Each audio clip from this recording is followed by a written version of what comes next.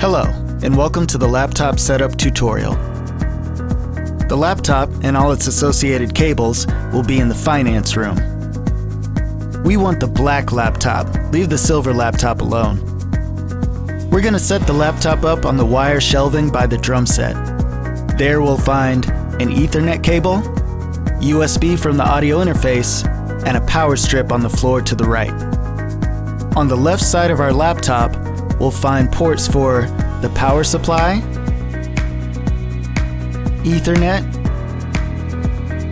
HDMI, and USB 3.0. First, we'll start by plugging in our power supply and our Ethernet to the computer. The other end of our power supply goes to the power strip. The burgundy box below the laptop is our audio interface. It's what's getting sound to our laptop. You'll see a blue USB cable coming from our audio interface. Connect that blue cable to any of the available USB ports on the laptop. There are 2 on the right side. The interface is powered by the laptop, so once the laptop is on, you'll see it light up. In addition to our audio interface, we're going to connect the Sling Hub to the laptop via our HDMI to USB adapter cable. In summary, you're going to connect the laptop power supply,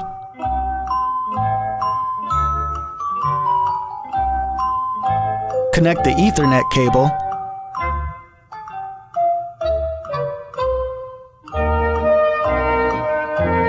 connect the Sling Hub to the laptop,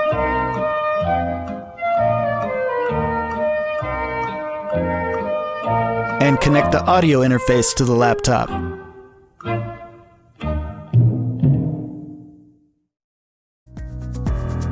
Alright, well, let's turn the thing on. After opening the laptop, the power button is in the top right-hand corner.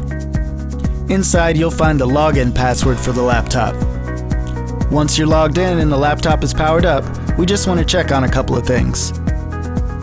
In the bottom right-hand corner of your screen, you want to make sure that you see the sound icon and the Ethernet connection icon. Just seeing the sound icon is enough. But for the Ethernet icon, we want to make sure we have internet access by hovering our cursor over it. On the taskbar, we're going to open OBS Studios. This program is just going to be running in the background, but suffice it to say, sound won't work if this program isn't on. If when you open the program, it asks you to update to the newest version, do not. Just click on Skip this version, and that's that. With this microphone, we're going to test to make sure the sound is getting to the audio interface and from the audio interface into OBS. After you switch on the microphone, tap or speak into it and make sure that you see lights flashing on the interface and meters moving in OBS. You can also use this mic to talk to your team members on the other side of Zoom once you're logged in. Make sure you keep this mic off when you're not using it. Check. 1, 2, check. Check. 1, 2. Now that we've got sound, let's log into Zoom. Open Google Chrome from the taskbar and type in zoom.com or zoom.usa. In the top right-hand corner of the Zoom webpage, click on Sign In. Sign in with the credentials you see on the screen now. After you're logged in, we're going to join the Zoom link like normal, except now you'll be an administrator. In case you're unfamiliar, I'll walk you through logging onto the Imani Zoom link. If you open a new tab in Chrome, you'll find a shortcut to Imani's webpage. Click Enter here to go to the main page. At the top of the main page, click on Virtual Worship. Click on the word Here. Lastly, click on Open Zoom Meeting. I mean, do you have any idea how important this was to me? Do you have any clue? Once you're logged into Zoom, Zoom is probably going to tell you that the meeting is being recorded. Go ahead and click Got It. If you happen to be the first admin to log in, you're going to want to pause the recording. Just make sure you tell your team once they're logged in. If you are not the first admin to log in, you're going to want to stay co-host by clicking that option when prompted. In the top left-hand corner of your Zoom screen is where you can pause the recording. It's also a good time to check and make sure that original sound is on. Next, you'll want to rename yourself by going to the Participants icon, open the tab, and then hover your cursor over your name to reveal more options. Click on the More tab, and then click on Rename. Type in Imani Sanctuary, and then hit OK. You should see the name change in the bottom left-hand corner of your screen. Lastly, we'll connect our laptop to our TV monitor using an HDMI cable. On the bottom left of our TV monitor, we're going to use HDMI input 2. The power button is on the bottom right-hand side. We should be good to go at this point, but let's go over some worst-case scenarios. Oh, God, that's all I need. You may find that you have no video feed or that Zoom has chosen to use the laptop's internal camera. In that case, go to the video icon in the bottom left-hand corner of your Zoom screen. Open the tab and select USB 3.0 Capture as your camera.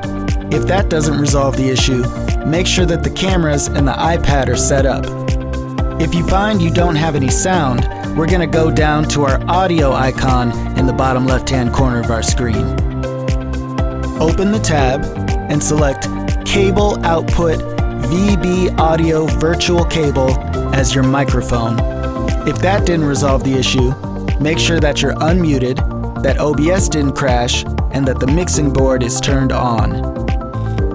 If you end up having to switch Zoom mics, you'll want to test it afterwards. Go back down to the audio icon, open the tab, and click Test Speaker and Microphone. You can do this even while your mic is muted, so the people at home won't hear you.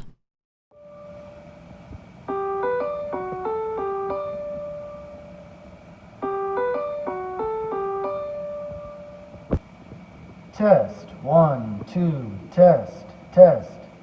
Test, 1, 2, test. After the test, remember to turn off the microphone and mute yourself again. Remember, this is all just in case. Most of these settings will already be in place, so you won't have to worry about them at all. Here's a quick recap of the entire process. Let me explain. No, there is too much. Let me sum up.